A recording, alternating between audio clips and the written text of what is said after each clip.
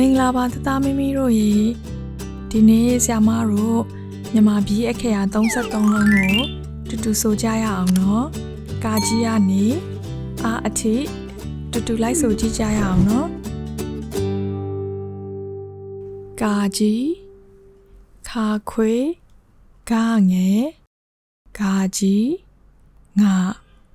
စာလုံးစလိန်ဇာကွယ်ဇာမြင်စွဲညတတလင်းချိတ်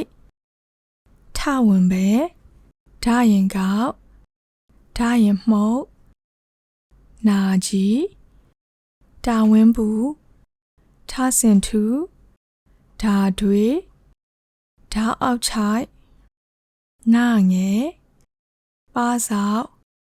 ဖားအုတ်ထုပ်ဘာထက်ချိုက်ဘာကုံမရပလက်ရကောက်လာဝတဟာလာကြီးအတသားမီမီတို့ရေဒီတစ်ခါတော့ဆရာမတို့နည်းနည်းမြန်တွတ်လေးဆိုကြည့်ကြရအောင်နော်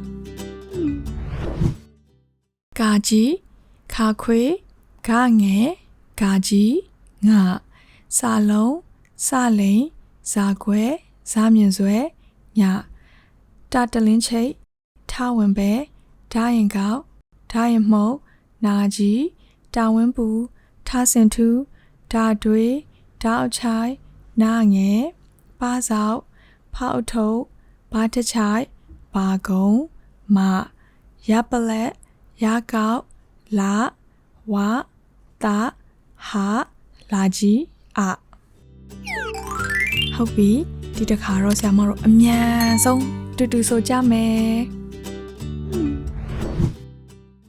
ကာကြီးခါခွေးကငယ်ကာကြီးငါစာလုံးစာလိန်စာခွဲစာမြင်စွဲညတာတလင်းချိတ်ထဝင်ပဲဒိုင်ကောက်ဒိုင်မှုတ်နာကြီးတာဝင်းဘူးထဆင်ထူဓာတွေးဓာအောက်ချိုင်နာငယ်ပါစောက်ဖောက်ထုတ်ဘာတချိုက်ပါကုံးမရပလက်ရကောက်လာဝတာဟာလာကြီးအတသားမီမီတို့ကတော်လိုက်ကြတာ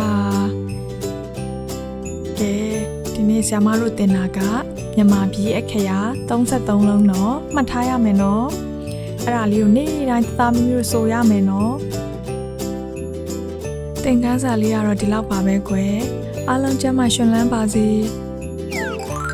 ကလေးတို့အားလုံးအတွက်မိမိ edutainment